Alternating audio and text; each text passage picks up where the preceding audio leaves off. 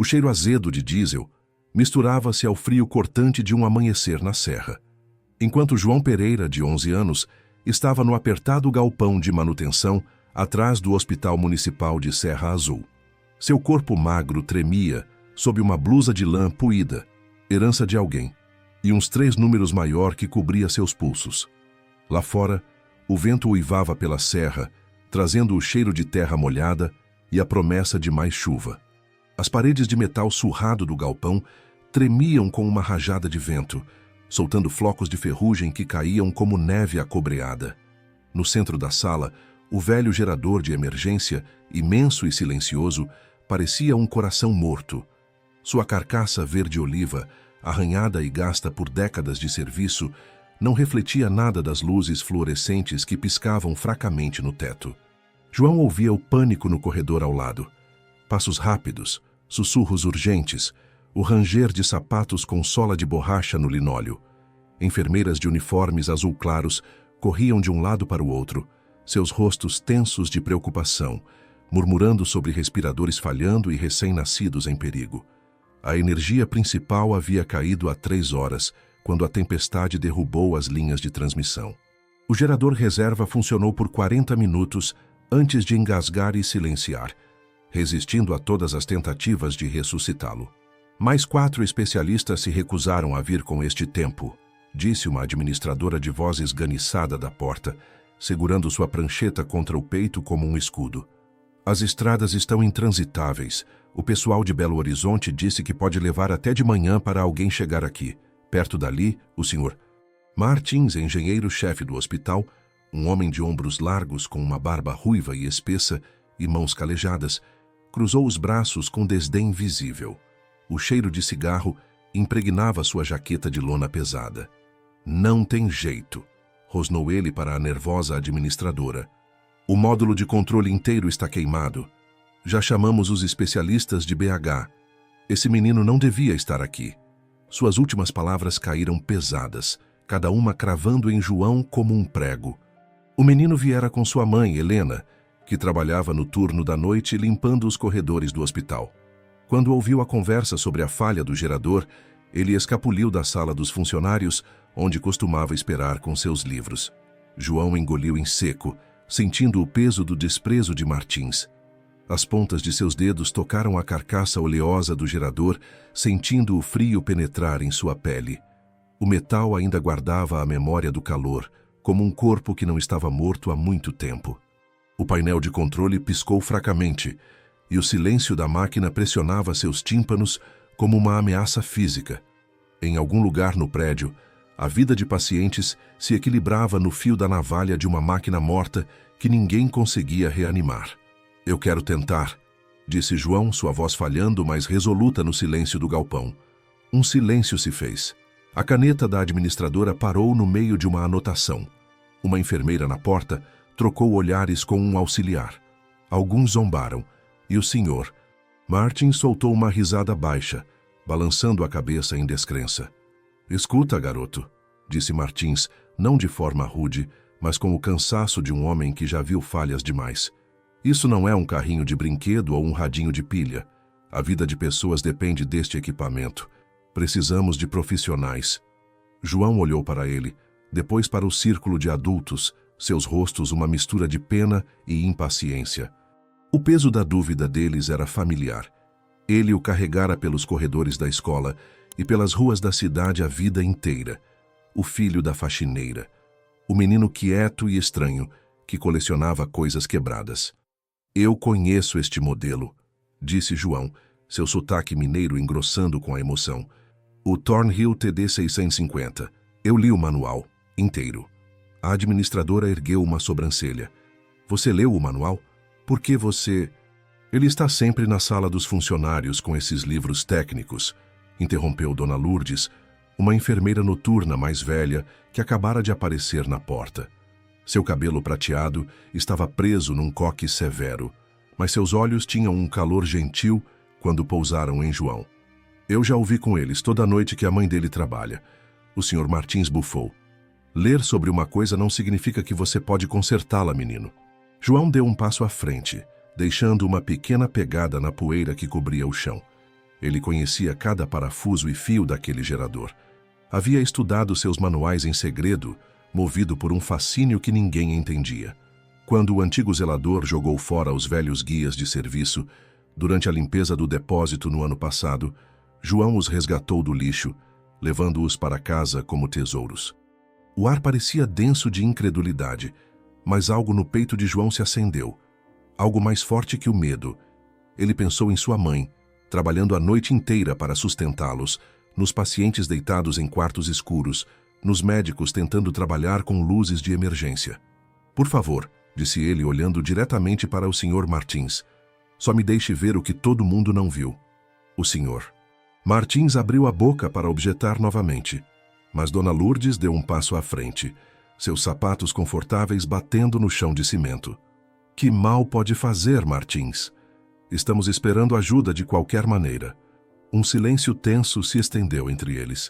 Então a administradora assentiu lentamente. O menino pode dar uma olhada, não temos nada a perder. O Sr. Martins ergueu as mãos, mas se afastou. Ótimo. Percam tempo se quiserem. Mas quando os especialistas chegarem, ele sai do caminho. João assentiu, o coração martelando contra as costelas. Ele se virou para encarar o gigante silencioso de metal e fios, sentindo os olhos dos adultos perfurando suas costas.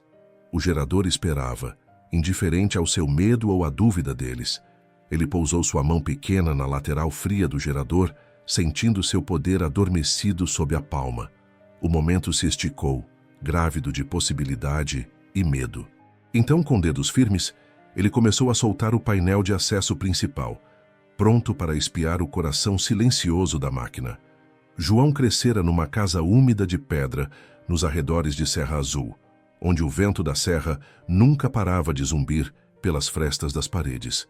A pequena casa de 2 quartos ficava no final de uma estrada de terra esburacada, seu telhado de ardósia remendado nos lugares onde as tempestades haviam arrancado telhas. No inverno, a geada se espalhava pelas paredes internas como uma renda delicada, bonita, mas impiedosa. Sua mãe, Helena, trabalhava à noite no mesmo hospital, limpando salas de cirurgia e corredores, enquanto João esperava na sala dos funcionários com um manual de mecânica surrado que encontrara no lixo. Ela era uma mulher esguia, com rugas prematuras ao redor dos olhos e mãos perpetuamente vermelhas por causa dos produtos de limpeza industriais. Apesar das dificuldades de sua vida, ela se portava com uma dignidade silenciosa. Seus cabelos escuros sempre bem presos, seu uniforme desbotado sempre passado. O conhecimento não se importa onde mora.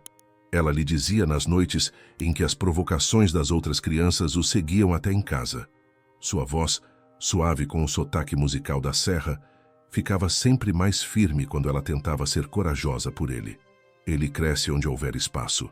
Seu pai fora embora quando ele tinha 5 anos, não deixando para trás nada além de um conjunto de chaves de fenda velhas e um cheiro persistente de cachaça que levou meses para desaparecer da casa. João mantinha as ferramentas polidas e organizadas por tamanho em uma caixa de madeira debaixo da cama. Às vezes, nas horas tranquilas antes do amanhecer, ele as tirava e as alinhava em sua coberta puída, imaginando se as mãos de seu pai teriam sido tão boas com máquinas quanto ele esperava que as suas fossem. As outras crianças na escola municipal de Serra Azul zombavam de suas roupas remendadas e de seu jeito quieto, chamando-o de filho da faxineira no pátio. Beto, o filho do dono do açougue, com bochechas rosadas e tênis de marca a cada semestre, era o pior, sempre rápido com um empurrão ou um apelido cruel. João Catador. Ele zombava depois de ver João pegar eletrônicos descartados no lixão da cidade. Cata lixo porque ele é um lixo.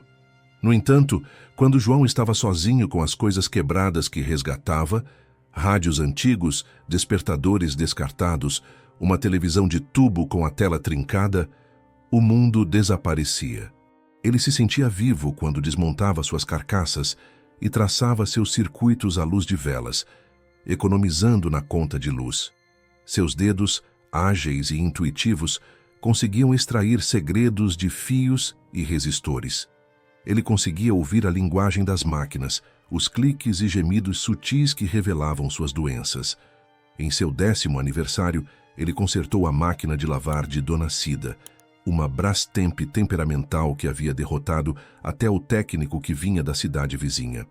A viúva idosa havia colocado uma nota de R$ 20 em sua mão relutante, seus olhos marejados de gratidão.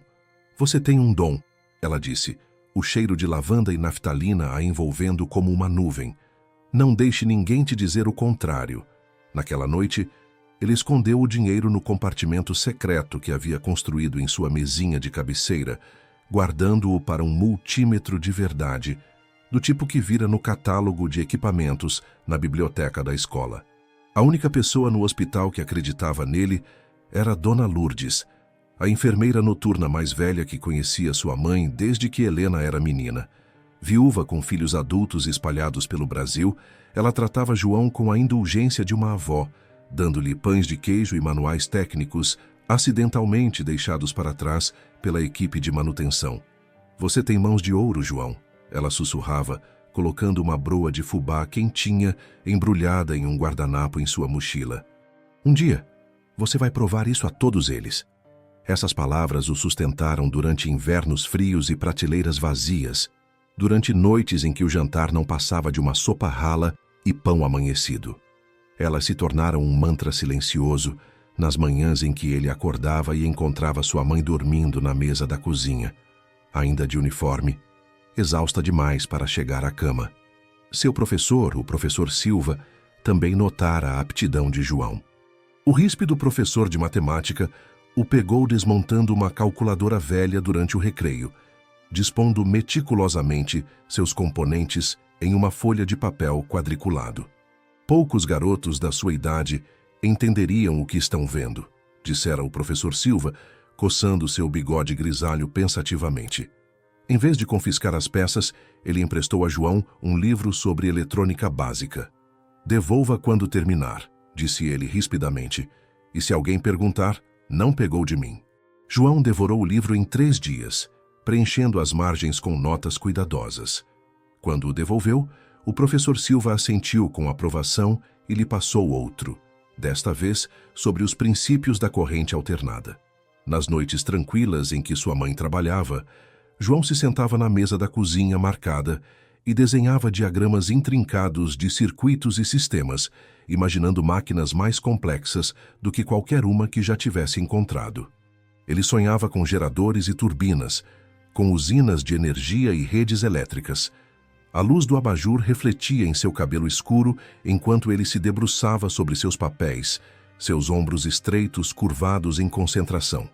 Às vezes, ele imaginava seu eu futuro, mais alto, mais forte, respeitado, construindo coisas que importavam.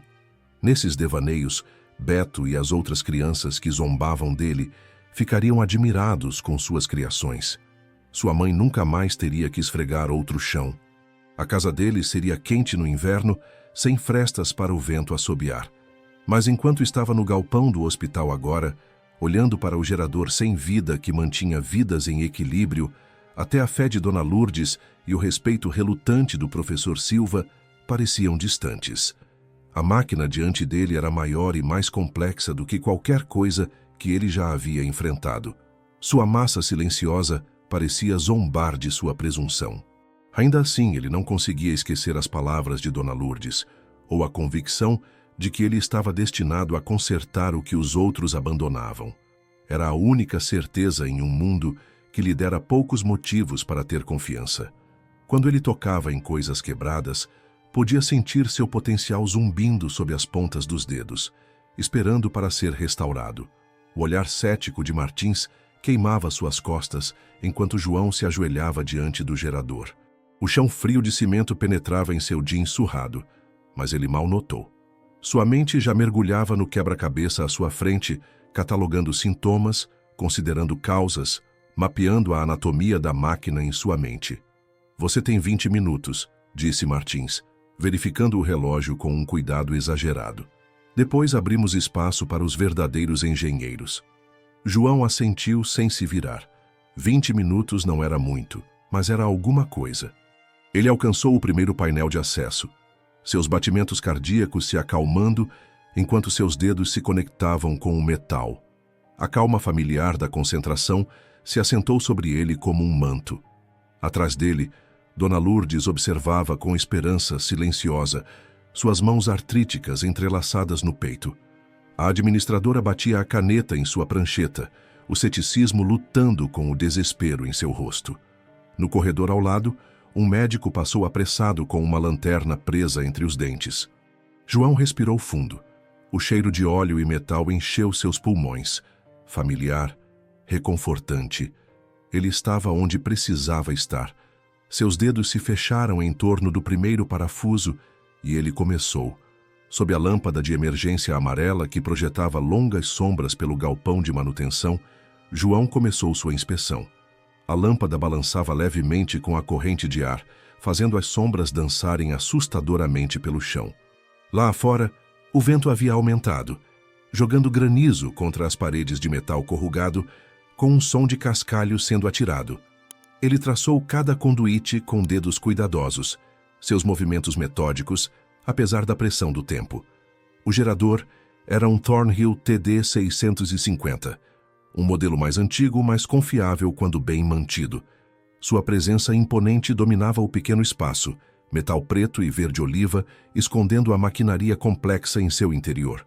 Testando as conexões com o multímetro, que economizara por meses para comprar, entregando jornais antes da escola e ajudando o velho Sr. Nonato a empilhar lenha nos fins de semana, ele verificou a voltagem nos terminais com precisão praticada. Sua respiração embaçava no frio e seus dedos ficavam dormentes, mas seu foco nunca vacilou. O Sr. Martins pairava na porta, braços cruzados sobre o peito largo, um sorriso de escárnio nos lábios. O ceticismo do engenheiro-chefe irradiava dele como o calor de uma fornalha. Atrás dele, duas enfermeiras sussurravam, suas palavras indistintas, mas seu tom claro. Elas não tinham fé no filho da faxineira. Perda de tempo, murmurou Martins para o Dr. Valadares, que havia passado para verificar o progresso. Deveríamos estar nos preparando para evacuar os pacientes críticos, não dando ouvidos a um garoto. O Dr. Valadares, um homem magro de óculos de aro de metal e cabelos prematuramente grisalhos, olhou para o relógio nervosamente. As ambulâncias não conseguem passar até limparem a serra. Os recém-nascidos na UTI neonatal não podem ser movidos sem equipamento adequado. João tentou ignorar os murmúrios, concentrando-se no painel de controle do gerador. O display digital estava escuro, mas quando ele apertou o botão de diagnóstico, um único LED vermelho piscou 3 vezes, pausou e repetiu o padrão. 3 piscadas, ele murmurou, tirando o manual com as orelhas dobradas do bolso de trás. Ele folheou até a seção de solução de problemas, passando o dedo pela página até encontrar. Bloqueio do sistema devido à irregularidade de voltagem. Ele desconectou o módulo de controle, uma caixa retangular cheia de placas de circuito e cabos planos, e o colocou cuidadosamente sobre um pano limpo que havia estendido na bancada. O interior era um labirinto de componentes, alguns mostrando sinais de idade e desgaste. Usando um pincel pequeno que guardava em sua caixa de ferramentas, ele limpou os contatos, soprando a poeira e a corrosão. Dona Lourdes apareceu com uma xícara de chá, colocando-a silenciosamente na bancada ao lado dele. Sua presença foi um voto de confiança silencioso que acalmou seus nervos. Ela não falou, apenas apertou seu ombro gentilmente antes de voltar ao seu posto no corredor. João remontou o painel com um cuidado meticuloso, seus movimentos deliberados apesar da urgência da situação. Cada parafuso foi apertado na especificação exata, cada conector firmemente encaixado. Quando o último componente estava no lugar, ele reconectou o módulo ao gerador e respirou fundo. "Afastem-se", disse ele à pequena multidão que se reunira. Seu dedo pairou sobre o botão de ignição, uma oração silenciosa se formando em sua mente. O gerador estremeceu quando ele o pressionou. Uma vibração percorreu a estrutura e, por um momento, a esperança brilhou como uma pequena chama na escuridão. As luzes do painel de controle piscaram, o ventilador de refrigeração começou a girar e um murmúrio de excitação percorreu os espectadores.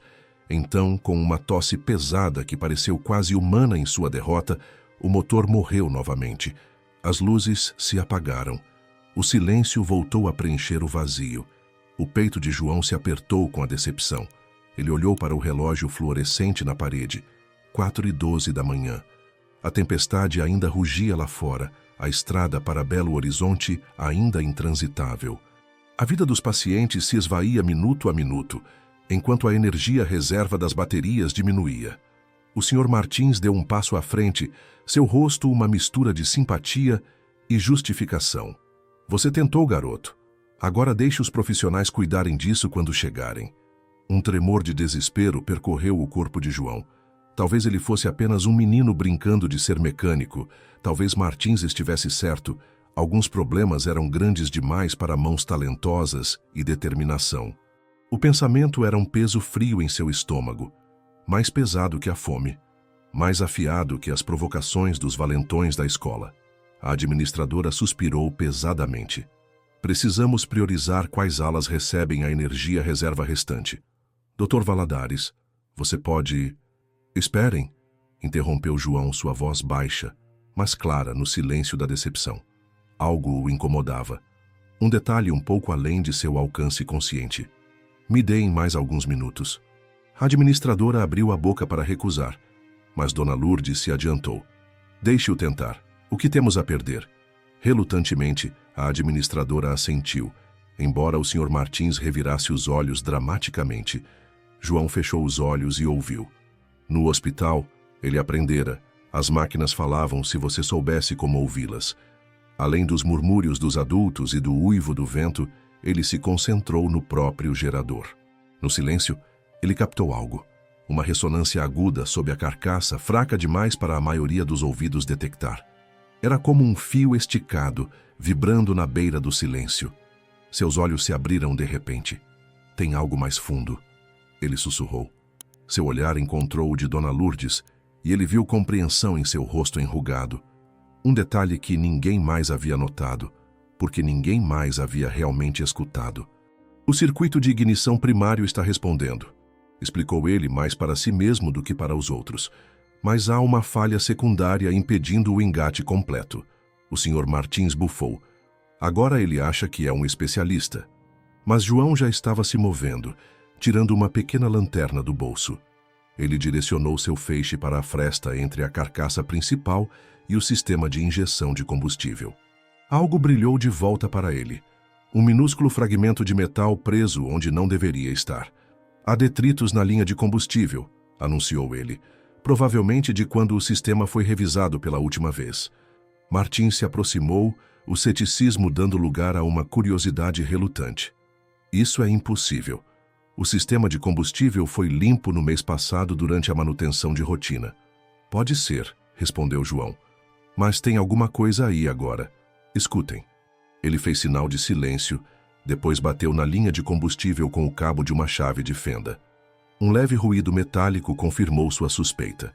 Pela primeira vez, a incerteza cruzou o rosto de Martins. Ele se inclinou, esforçando-se para ouvir o som que João havia detectado. Eu não... Ele começou. Depois parou quando o tlec metálico alcançou seus ouvidos. Bem, que o diabo me carregue. Preciso acessar o filtro de combustível secundário, disse João, a voz mais firme agora. Fica atrás da carcaça principal. Vou precisar de ajuda para mover o painel de acesso. É muito pesado para mim sozinho. Após um momento de hesitação, Martins assentiu e se adiantou.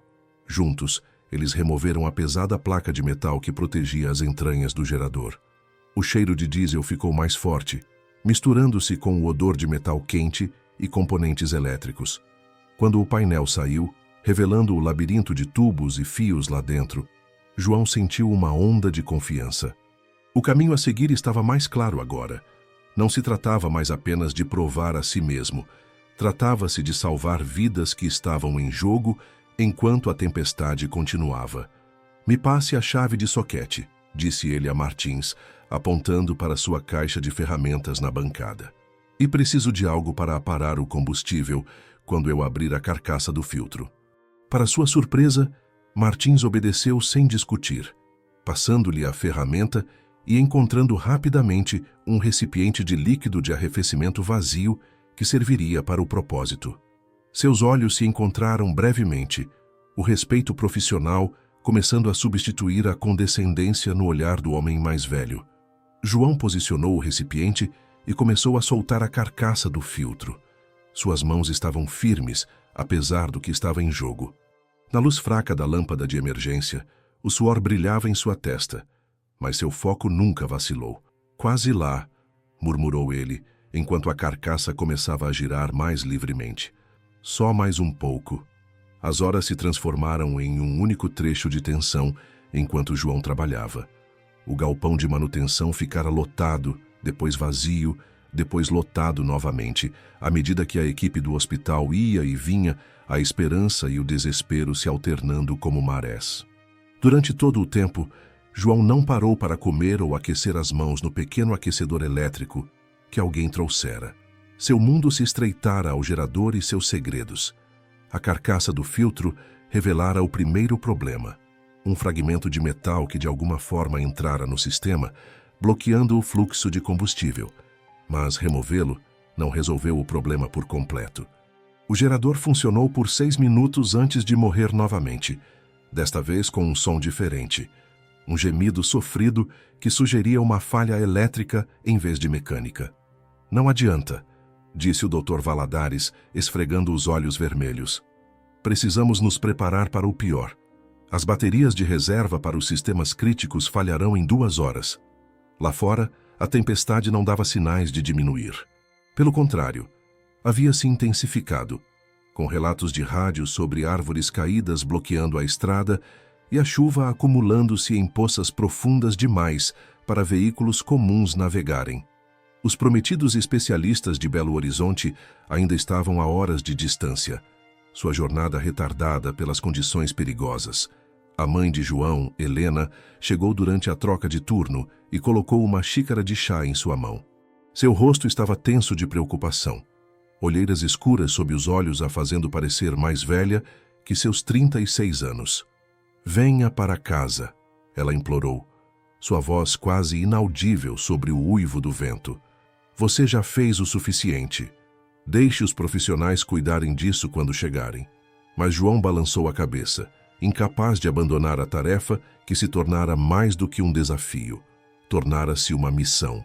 Seu coração martelava com convicção, com a certeza de que estava deixando passar algo óbvio, algo que poderia ser consertado se ele apenas conseguisse ver claramente. Eu preciso ficar, disse ele a ela, a voz rouca pelo frio e horas de concentração. As pessoas precisam deste gerador. Helena estudou o rosto do filho, a determinação em sua mandíbula, a inteligência queimando em seus olhos, e reconheceu algo que não havia admitido totalmente antes. Ele não era mais apenas seu garotinho. Estava se tornando alguém com um propósito, com um dom que não podia ser negado. Ela assentiu lentamente. Então eu também vou ficar. Enquanto ela foi buscar sanduíches na cantina, João voltou-se para o gerador. Ele removeu ainda mais a carcaça, ignorando os avisos de Martins sobre anular a garantia. O engenheiro-chefe ficara menos hostil com o passar da noite, relutantemente impressionado com a abordagem metódica e o conhecimento inegável do garoto. Você realmente leu o manual, não é? Perguntou Martins, segurando uma lanterna firme enquanto João examinava o chicote elétrico. João assentiu sem levantar os olhos. Este modelo e outros 3. Gosto de entender como as coisas se conectam. O interior do gerador se revelou como fios labirínticos e fusíveis corroídos, um sistema complexo que evoluíra ao longo de anos de reparos e modificações. Seus dedos traçaram conexões que não estavam em nenhum diagrama, seguindo o caminho da corrente pelo coração da máquina. A fuligem e a graxa escureceram sua pele, cravando-se nas espirais de suas impressões digitais como um batismo de mecânico. Dona Lourdes voltou com cobertores para os que faziam vigília e uma garrafa térmica de café forte. Ela observava João trabalhar com o orgulho silencioso de alguém que reconhecera a promessa antes que os outros pudessem ver. Ele me lembra meu falecido marido, disse ela a Helena em voz baixa. O Duncan conseguia ouvir uma falha num motor do outro lado do campo. Dizia que as máquinas falavam com quem sabia ouvir. Na luz bruxuleante da lâmpada, João se arrastou mais para dentro do núcleo da máquina. O cheiro de diesel e ozônio encheu suas narinas, familiar e reconfortante em sua potência industrial. O metal frio da estrutura pressionava suas costas enquanto ele se contorcia para alcançar uma conexão perto da base do gerador. Foi quando ele viu uma rachadura finíssima na carcaça do regulador de voltagem, quase invisível, a menos que você soubesse exatamente onde procurar. O regulador controlava a saída elétrica do gerador. Se falhasse, todo o sistema se bloquearia para evitar danos aos equipamentos conectados.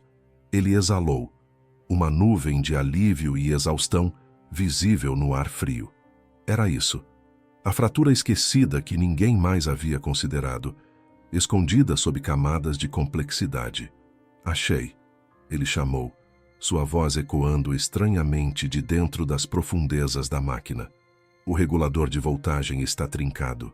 Está enviando leituras defeituosas para o sistema de controle. O rosto de Martins apareceu na abertura estreita, o ceticismo lutando com a esperança. Tem certeza disso? O regulador foi verificado no último ciclo de manutenção. A rachadura é minúscula, explicou João, lutando para sair do espaço confinado. Provavelmente começou pequena e cresceu com o tempo. Pode não ter sido visível durante as verificações de rotina. Uma vez livre, ele mostrou a Martins a localização usando sua lanterna. O engenheiro-chefe semicerrou os olhos. Depois assentiu lentamente quando a falha se revelou. Que o diabo me carregue, ele murmurou. Você tem olhos de lince, garoto. O Dr. Valadares, que havia retornado para verificar o progresso, inclinou-se ansiosamente. Pode ser consertado? João mordeu o lábio inferior, considerando. O regulador em si precisa ser substituído, mas... Ele parou calculando as possibilidades. Talvez possamos contorná-lo temporariamente. Criar um sistema de regulagem manual até que as peças adequadas cheguem. Martins parecia duvidoso. Isso é arriscado. Pode sobrecarregar todo o sistema se não for feito com precisão. É mais arriscado não fazer nada, contrapôs João, surpreendendo-se com sua ousadia. Os pacientes não podem esperar. Um silêncio tenso se seguiu, quebrado apenas pelo uivo persistente do vento e pelo som distante de um recém-nascido chorando em algum lugar nos corredores escuros do hospital. Vidas dependiam dessa decisão. Vidas reais que dependiam de energia para calor, para luz, para as máquinas que os ajudavam a respirar. Martins trocou olhares com o Dr. Valadares, depois assentiu secamente. Do que você precisa? João respirou fundo. Fio de cobre, de bitola grossa se tiver, fita isolante. E aqueles resistores do armário de suprimentos. Ele apontou para um armário de metal no canto do galpão. Enquanto Martins reunia os materiais, João esboçou um diagrama no verso de uma antiga folha de inventário. Sua mão se movia com confiança, mapeando um circuito que contornaria o regulador danificado, mas ainda forneceria a proteção necessária contra surtos de energia. Isso deve funcionar, explicou ele ao Dr. Valadares, que observava com fascínio. Não é elegante, mas vai aguentar até que os reparos adequados possam ser feitos. Enquanto o amanhecer iluminava o pátio gelado além do galpão com uma luz pálida e aquosa, João soldou um circuito de bypass e reforçou a conexão com fita isolante. Cada movimento parecia monumental, como se ele estivesse segurando mais do que metal em suas mãos, segurando a respiração de todos dentro do hospital. Helena observava seu filho trabalhar, o peito apertado, com uma mistura de medo e orgulho. Este menino que fora dispensado e ignorado era agora o centro de um círculo de profissionais que dependiam de cada palavra sua. A transformação foi tão súbita quanto profunda. Finalmente, João recuou, piscando de cansaço. O suor colara seu cabelo escuro na testa, apesar do frio, e seus dedos estavam manchados de graxa e solda. Acho que está pronto, disse ele, a voz firme apesar da exaustão que ameaçava dominá-lo. Ele estava pronto para testar sua solução, pronto para descobrir se horas de obsessão se traduziriam em sucesso ou fracasso. A sala inteira parecia prender a respiração com ele.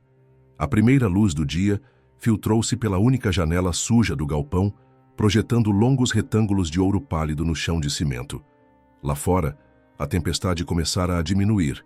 o vento uivante agora reduzido a uma rajada ocasional que sacudia a chapa de metal solta. O mundo estava coberto por uma camada imaculada de gelo que abafava os sons e transformava os terrenos do hospital em uma paisagem alienígena. Quando João emergiu de debaixo do gerador, enfermeiras e engenheiros se reuniram em um semicírculo tenso. Seus rostos estavam marcados pela fadiga, mas a esperança brilhava em seus olhos como as luzes de emergência que haviam ficado mais fracas com o passar da noite. O doutor Valadares estava na frente, seu estetoscópio pendurado frouxamente em volta do pescoço, seus ombros curvados pelo peso da responsabilidade. O Sr. Martins franziu a testa de sua posição perto da porta, braços cruzados, como uma barricada contra a decepção. Apesar de seu respeito relutante pela perseverança de João, o engenheiro-chefe claramente esperava o fracasso. Muitos anos lidando com quebras de equipamentos o haviam tornado um pessimista. A administradora, pálida de preocupação e segurando sua prancheta como um talismã, acenou para que João prosseguisse. As baterias da UTI neonatal estão em 12%, disse ela, a voz tensa de pânico controlado. Se isso não funcionar, ela não precisou terminar a frase. Todos sabiam o que estava em jogo. Os recém-nascidos na unidade de terapia intensiva neonatal, os pacientes em ventiladores, o idoso na ala C, cujo marca-passo dependia da energia do hospital quando sua bateria interna precisava ser recarregada. João limpou as mãos engorduradas em um pano, deixando manchas escuras que se juntaram a inúmeras outras. Seu circuito de bypass improvisado brilhava com solda fresca no coração do gerador, uma teia de aranha de fio de cobre e componentes elétricos que representava sua melhor esperança. Eu contornei o regulador de voltagem danificado, explicou ele, a voz mais firme do que se sentia. O circuito deve permitir a geração de energia estável, protegendo contra surtos. O Sr. Martins fez um barulho cético. Deve é uma palavra perigosa quando se trata de sistemas elétricos, garoto. João assentiu, reconhecendo o risco. Não é um conserto permanente. Os especialistas precisarão instalar uma substituição adequada quando chegarem, mas deve nos aguentar até lá. Suas mãos tremeram ligeiramente quando ele alcançou o botão de ignição. Não de medo, mas da fadiga profunda que vem após horas de concentração intensa. O galpão ficara lotado, o ar denso com os cheiros misturados de café, suor e antecipação. Helena foi para o lado do filho, sua presença uma declaração silenciosa de apoio.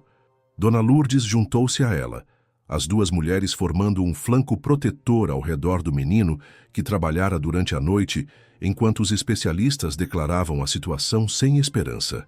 João pressionou a ignição. O gerador engasgou, tossiu, um som metálico que fez várias pessoas se encolherem em antecipação ao fracasso. Então ele rugiu para a vida, com um zumbido profundo e ressonante que encheu o galpão. Uma vibração baixa e constante viajou pelo chão de cimento, subindo pelas solas de seus sapatos e entrando em seus corpos. No teto, as luzes fluorescentes piscaram, diminuíram e brilharam com força total. Uma comemoração explodiu da porta onde a equipe do hospital se reunira. No corredor ao lado, as luzes se acenderam em sequência, uma onda de iluminação correndo pelo prédio escuro. Ele conseguiu! Alguém sussurrou em descrença. O garoto realmente conseguiu. Outra voz confirmou. O rosto de Martins empalideceu de espanto. Como? Ele gaguejou, aproximando-se do gerador com passos cautelosos. Ele estudou o painel de controle, onde luzes verdes constantes agora brilhavam, onde indicadores de aviso vermelhos haviam piscado antes. O circuito de bypass zumbia eficientemente, roteando a energia ao redor do regulador danificado com precisão perfeita. João ficou imóvel, quase incapaz de acreditar no que seus ouvidos e olhos lhe diziam. O gerador estava funcionando suavemente, seu ritmo tão constante quanto um batimento cardíaco. A solução improvisada, nascida do desespero e da intuição, estava funcionando exatamente como ele havia imaginado. Um momento depois, Dona Lourdes apareceu ao seu lado, seus olhos brilhando com lágrimas não derramadas. Ela pegou a mão dele, ainda quente dos controles, e a apertou entre suas palmas finas como papel, Você os salvou, ela sussurrou. Exatamente como eu sempre soube que você faria. O telefone da administradora tocou, seu toque eletrônico surpreendentemente alto no momento de silêncio atordoado que se seguiu ao sucesso. Ela atendeu, ouviu brevemente e cobriu o receptor com a mão. A equipe da UTI neonatal informa que todos os sistemas estão online novamente, anunciou ela, o alívio fazendo sua voz tremer. Os ventiladores estão funcionando normalmente. Os monitores críticos estão verdes em todas as alas. João sentiu-se tonto de repente, a magnitude do que havia acontecido o invadindo em uma onda. Ele fizera mais do que consertar uma máquina. Ele mantivera pessoas vivas. O pensamento era quase grande demais para caber em sua mente. O doutor Valadares se adiantou e estendeu a mão formalmente. Jovem, disse ele, a voz embargada de emoção, o hospital tem com você uma dívida de gratidão que não pode ser medida. Antes que João pudesse responder, a porta se abriu e Mônica Dantas, do Jornal de Serra Azul, entrou câmera na mão. A repórter local tinha um faro para notícias que beirava o sobrenatural. Alguns na cidade brincavam que ela podia sentir o cheiro de uma história a quilômetros de distância. Ouvi dizer que o gerador está funcionando, disse ela, seus olhos aguçados observando a cena. Quem o consertou? Houve um momento de hesitação antes que Martins, para a surpresa de todos, apontasse para João. O garoto conseguiu, admitiu ele rispidamente. Viu um problema que o resto de nós não viu. As sobrancelhas de Mônica se arquearam enquanto ela observava o menino sujo de fuligem. Você é o filho da Helena Pereira, não é? Aquele que está sempre mexendo com eletrônicos quebrados? João assentiu, desconfortável com a atenção repentina. Bem, você tem uma história de primeira página, jovem, disse Mônica, levantando a câmera. O menino que salvou o hospital de Serra Azul durante a pior tempestade em uma década. O flash o cegou momentaneamente, capturando sua expressão atordoada para a posteridade. Antes que ele pudesse processar completamente o que estava acontecendo, mais pessoas se espremeram no pequeno espaço. Enfermeiras que cuidavam de pacientes em quartos escuros, auxiliares que carregavam suprimentos escada acima e abaixo quando os elevadores pararam de funcionar, médicos que realizaram procedimentos à luz de lâmpadas à bateria. Eles queriam apertar sua mão, dar um tapa em seu ombro, agradecê-lo pelo que ele havia feito. As mesmas pessoas que mal o notavam, enquanto ele esperava na sala dos funcionários, enquanto sua mãe limpava agora o olhavam com respeito e gratidão. Repórteres chegaram antes que a hora terminasse, alertados pela equipe do hospital que ligara para familiares com a notícia. O diretor regional de saúde telefonou de Belo Horizonte, pedindo para falar com o jovem engenheiro que salvou nossa unidade de Serra Azul. Uma equipe de uma afiliada da TV local abriu caminho pelas estradas ainda cobertas de lama, ansiosa para entrevistar o menino aclamado como um herói local. Enquanto o amanhecer se transformava em manhã plena, o gerador continuava a ronronar sob o circuito improvisado de João, um testemunho de um menino em quem ninguém acreditava. Apesar de tudo, João permaneceu na porta do galpão de manutenção, sujo de graxa e exausto. Seu corpo doía por horas em posições desconfortáveis, e seus olhos ardiam de esforço e falta de sono. Mas por dentro, um orgulho silencioso se desdobrava, mais forte do que qualquer medo ou dúvida que ele já conhecera.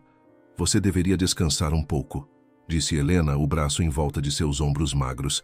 Você mereceu. João assentiu, de repente ciente do quão cansado realmente estava. Mas enquanto se preparavam para sair, Martins se aproximou, uma expressão desconhecida em seu rosto, algo que poderia ser respeito. Os especialistas chegarão ao meio-dia, disse o engenheiro-chefe, mas eu gostaria que você estivesse aqui quando eles chegarem, para explicar o que você fez. Ele hesitou, depois acrescentou rispidamente, se você estiver disposto. Era mais do que um convite, era um reconhecimento. Um reconhecimento do que João havia alcançado e do que ele ainda poderia se tornar. Eu estarei lá, prometeu João, endireitando os ombros apesar da fadiga. Enquanto saíam para a manhã clara de inverno, o hospital atrás deles zumbia com vida e atividade renovadas. Em algum lugar lá dentro, Um recém-nascido chorava vigorosamente, monitores apitavam firmemente e famílias suspiravam de alívio. E pela primeira vez em sua jovem vida, João Pereira caminhou de cabeça erguida, o peso da dúvida dos outros finalmente retirado de seus ombros. Semanas depois, a vida de João havia se transformado de maneiras que ele mal poderia ter imaginado naquela noite de tempestade no galpão de manutenção. A história do menino que salvara o Hospital Municipal de Serra Azul se espalhara muito além dos limites de sua pequena cidade, levada por jornais e reportagens de TV para Belo Horizonte e além. A Secretaria Regional de Saúde criara um programa especial de aprendizagem para ele. 3 tardes por semana no hospital, trabalhando ao lado de Martins e da equipe de manutenção, aprendendo os sistemas que mantinham a instalação funcionando. Sua escola havia providenciado para que ele frequentasse essas sessões como parte de sua educação, reconhecendo um talento que transcendia as salas de aula convencionais. A pequena casa de pedra da família parecia mais quente do que nunca, não apenas porque a Secretaria de Saúde providenciara a instalação de um isolamento adequado como um sinal de gratidão, mas por causa da recém-descoberta confiança que irradiava do próprio João. Onde antes ele se movia silenciosamente, tentando evitar ser notado, agora caminhava com propósito, sua mente constantemente engajada com o mundo de problemas e soluções mecânicas que sempre o fascinaram.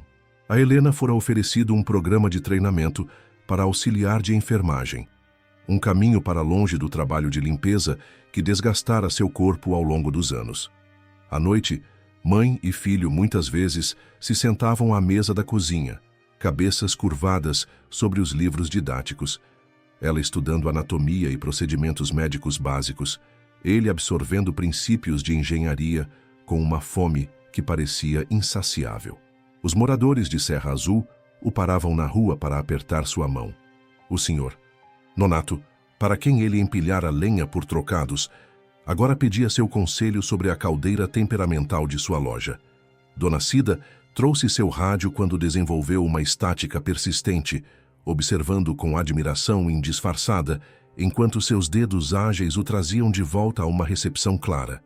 Até Beto, o filho do dono do açougue que fora seu principal algoz, ficara estranhamente silencioso quando passavam no corredor da escola. As zombarias de João Catador haviam desaparecido, substituídas por um respeito relutante que, embora não fosse amizade, era infinitamente preferível à crueldade casual de antes. O Sr. Martins talvez tenha passado pela transformação mais dramática de todas. O engenheiro-chefe ríspido, cuja demissão inicial doera tanto, tornara-se o mentor mais entusiasmado de João. Ele até oferecera um pedido de desculpas relutante uma tarde, enquanto calibravam sensores de pressão juntos. "Eu estava errado sobre você", dissera Martins as palavras claramente difíceis para ele. "Deveria ter visto além da sua idade o que você podia fazer. A culpa é minha." João assentira, aceitando o pedido de desculpas com uma maturidade que desmentia seus 11 anos. "Você está me ensinando agora", respondera ele simplesmente. "É isso que importa." Naquela noite, no final de fevereiro, com os primeiros indícios da primavera suavizando o inverno da serra, João sentou-se em um banco de madeira desgastado, perto da praça de Serra Azul. O vento fresco embaraçava seu cabelo, trazendo os cheiros de grama molhada e chuva distante. A luz do fim de tarde refletia nas poças d'água, um cinza aço e inquieto sob um céu manchado de rosa e âmbar. Dona Lourdes pedira para encontrá-lo ali, depois de seu turno. Ela apareceu agora, caminhando cuidadosamente pelo caminho de pedra, seu cabelo prateado sob um chapéu de lã azul. Apesar de sua idade e da artrite que nodosava seus dedos, ela se movia com a eficiência enérgica de alguém que passara décadas navegando pelos corredores do hospital. "Aí está você", disse ela calorosamente, sentando-se ao lado dele no banco. De sua bolsa grande, ela tirou uma garrafa térmica e 2 canecas esmaltadas. "Chocolate quente, com uma pitada de canela do jeito que você gosta." João aceitou a caneca fumegante com gratidão. O líquido era rico e doce, aquecendo-o por dentro. Eles ficaram em silêncio companheiro por um momento, observando o movimento da cidade, as luzes se acendendo no crepúsculo. Dona Lourdes o estudou com um sorriso afetuoso, notando as mudanças sutis em sua postura, a confiança que substituíra a hesitação. "Você entende agora?" ela perguntou. Ele assentiu, envolvendo as mãos na caneca quente. "Não foi só consertar uma máquina", disse ele suavemente, sua voz carregando o sotaque mineiro que se tornava mais pronunciado quando ele falava do coração. "Foi provar que o que as pessoas chamam de fraqueza pode ser força, se você não desistir." Dona Lourdes apertou seu ombro com uma mão nodosada. "Exatamente. Você ouviu quando ninguém mais ouviu. Ao gerador, sim, mas também aos seus próprios instintos. Isso é um dom raro, João." Um par de andorinhas passou voando, seus pios agudos contra o céu escurecendo. Abaixo deles, a vida da cidade seguia seu ritmo. João bebeu seu chocolate, considerando as palavras dela. "O Sr. Martins me recomendou para um curso técnico de engenharia em Belo Horizonte quando eu for mais velho", disse ele depois de um momento. "Diz que eles têm bolsas para alunos que mostram aptidão." Dona Lourdes assentiu com aprovação. Ele saberia. Ele mesmo seguiu esse caminho anos atrás. "Sério?" perguntou João surpreso. O engenheiro-chefe raramente falava de seu passado. "Oh, sim. Veio de uma família de mineradores no Vale do Aço. Conseguiu uma vaga na universidade quando todos diziam que ele deveria seguir o pai nas minas." Ela sorriu para uma memória distante. "As pessoas muitas vezes são mais do que parecem à primeira vista." Como ele mesmo, pensou João. Como sua mãe, que estava se mostrando com uma aptidão natural para o cuidado de pacientes, que passara despercebida durante seus anos limpando chãos. Como a própria Dona Lourdes, cuja sabedoria silenciosa o sustentara quando a dúvida dos outros poderia ter esmagado seu espírito. O Dr. Valadares perguntou se eu ajudaria a projetar um sistema de backup melhor para o hospital, disse João, uma nota de orgulho se insinuando em sua voz. "Algo que evitaria o que aconteceu durante a tempestade. E você vai?" "Já comecei a esboçar ideias." Ele tirou um papel dobrado do bolso da jaqueta, onde diagramas organizados mostravam um sistema de energia redundante com múltiplos sistemas de segurança. "Precisa de trabalho, mas o princípio é sólido." Dona Lourdes examinou os desenhos, impressionada com sua precisão e ponderação. "Você não está mais apenas consertando coisas", observou ela. "Você as está melhorando." João assentiu, de repente entendendo a diferença. Uma coisa era reparar o que estava quebrado, outra, totalmente diferente, era reimaginar o que poderia ser melhor. A percepção enviou um arrepio de possibilidade através dele. Enquanto as andorinhas voavam, João observava as luzes da cidade. Ele pensou em todas as noites que passara sozinho com manuais e rádios quebrados, em cada zombaria que suportara no pátio da escola, em cada momento de dúvida que ameaçara dominar sua convicção de que tinha algo valioso a oferecer. Essas experiências não haviam desaparecido, elas haviam se transformado, tornando-se a base para algo mais forte, em vez de pesos para arrastá-lo para baixo. As mesmas mãos que haviam sido zombadas por coletar coisas quebradas, agora eram procuradas por sua capacidade de criar e restaurar. Uma brisa levantou o cabelo de sua testa, trazendo a promessa da primavera sob o frio persistente do inverno. Ele fechou os olhos e sentiu a vibração da possibilidade zumbindo sob sua pele, como corrente através de um fio. "Uma máquina não se importa com quem você é." Ele sussurrou, dando voz ao entendimento que vinha crescendo nele desde aquela noite no galpão do hospital. Se você a ama o suficiente para entendê-la, se você ouve o que ela está te dizendo, você pode trazê-la de volta à vida. Dona Lourdes assentiu, seus olhos brilhando com lágrimas não derramadas. E as pessoas estão começando a ver isso em você também, João. Não de onde você veio ou quantos anos você tem, mas o que você pode fazer. O que você pode ser. Na praça, as luzes brilhavam enquanto o crepúsculo se aprofundava na noite. Em algum lugar da cidade, o gerador do hospital continuava seu trabalho constante, o coração de uma comunidade que aprendera a ver valor onde antes via apenas o filho de uma faxineira. João bebeu o último gole de seu chocolate, o calor se espalhando por seu peito. Ele sabia que nunca pararia de ouvir. As máquinas, o mundo ao seu redor, a voz silenciosa de sua própria convicção. E nesse conhecimento havia uma paz que ele nunca conhecera antes. Eu deveria ir para casa, disse ele finalmente. Mamãe vai ficar preocupada, e eu tenho aquele projeto de ciências para terminar para amanhã. Dona Lourdes assentiu, fechando sua garrafa térmica. Então vá. O mundo está esperando pelo que você vai consertar a seguir. Enquanto João caminhava para casa pelo caminho da praça, seus passos confiantes nas pedras familiares, as luzes de Serra Azul cintilavam contra o céu escurecendo. Entre elas estava o brilho constante do hospital na colina, onde a vida continuava seu curso frágil e precioso, e onde, por causa dele, a escuridão fora mantida à distância quando mais importava. Ele apressou o passo, ansioso para chegar à pequena casa onde sua mãe estaria esperando. Havia esboços para refinar, problemas para resolver, um futuro para construir. E pela primeira vez em sua jovem vida, João Pereira sabia com certeza absoluta que estava à altura de tudo isso.